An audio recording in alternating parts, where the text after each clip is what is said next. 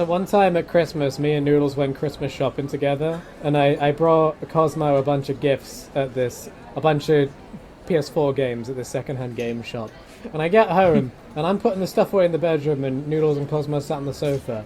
And Cosmo tells me later, Noodles leans over and says, "He got all your gifts from the second-hand shop. What a cheap bastard."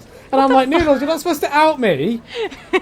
You're supposed to say, yes, he purchased them full price from Game. They were very expensive. Well, like, what? You're supposed to be my wingman. I'd say there's one thing if, like, if the games were, like, older, like, more vintagey kind of games, that's completely understandable. Like, I would not, like, look down on somebody if they had gotten, like, secondhand stuff. But I also shop at Goodwill all the time, so it doesn't really bother me. Yeah, I was going to say, don't you look down upon me. No, not at all, because I'm saving those coins. You can find a lot of really unique and weird shit at a Goodwill of all places. Like I got like a vintage dress from Salvation Army for like $20, and I wore it. I wore it like at least 3 or 4 times. Like it looked really good, but it was also because I was near a rich neighborhood and they don't have anything sacred there. So they're just like, oh, this $350 dress, I'll just throw it out. I'll just take it to the salvo. Nobody cares. See, I've never been a big thing. We don't call them thrift stores. Now, over here, they're charity shops. I don't know if that's the same thing in America. Well, I've heard you guys call them charity shops and op shops, but we usually call them thrift stores. I don't know why, but... Because obviously Cosmo used to work at one, so she's got all, like, amounts of stories about these. And you genuinely do find some really good stuff there. One time, we found a steak knife there. Apparently it retails for, like, 30 quid at, like, Halfords or something. But we got it for, like, a $5. And it's like, that's pretty good.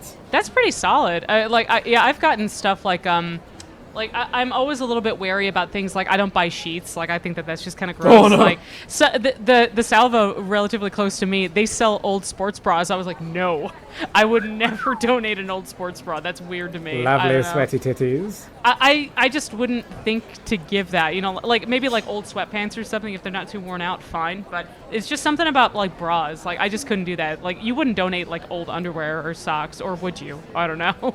They have to throw them out. I'm sure that's a majority of what they do is when they get donations, they have to filter through everything and just be like, oh great, someone's getting out their old panties again. We gotta burn them now. The creepy guy takes them to the back and just goes right in. So gross. Yeah, he works in the back for a reason. That's Creepy Steve. Just ignore him. Creepy Steve makes the customers very uncomfortable. Creepy Steve is usually locked out the back. So Cosmo said one time someone tried to rob them. That's so pathetic, robbing a charity shop. Yeah, it happened more than once, but one time, these two guys walk into the back room, and Cosmo's keeping an eye on them, and they accidentally walk out the fire door and can't get back in. Oh, shit. So they walked into the stockroom and immediately left by accident, and it's just like, guys. Yeah, now everybody knows who you are. Like, just drop the stuff. Just run. Like, okay, just get out. Okay? She said there was an old lady who would routinely come in and fall asleep on the sofas in there. Oh no. There's just this random sleeping old lady. I'd be horrified. I see why. When you're sat in those piles of sofas, they're all like in a corner. So that corner of the room is really quiet and it's amazing. But I don't know if I'd want to be caught sleeping in there. You'll have old creepy Derek there gripping your knob. Yeah, no, I couldn't imagine falling asleep on one of those couch things because, like, usually within the stores they're so bright and they tend to have so much activity around them. Yeah, I was like, I don't know how anybody could fall asleep, but like maybe if she's old enough, she just doesn't care. Like the lights and the noise just don't bother her anymore. Yeah, she's like, oh, I hope I never wake up. And she closes her eyes. She wakes up. She's like, oh, trapped. Still alive. And then you see on like the morning news the next day. Tragedy happens at the local op shop because a lady died on one of the couches. Like, how do you come back from something like that? That's so sad. The shop is haunted by like, the ghost of the sleeper. But then the sleeper.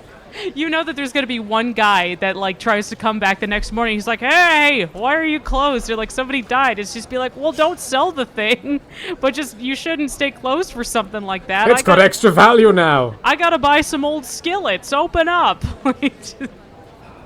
So stupid. I don't know, man. Retail is something else, but let's get into the retail stuff once Cosmo's on, because I'm sure we'll have we'll have horror stories to bond over with that.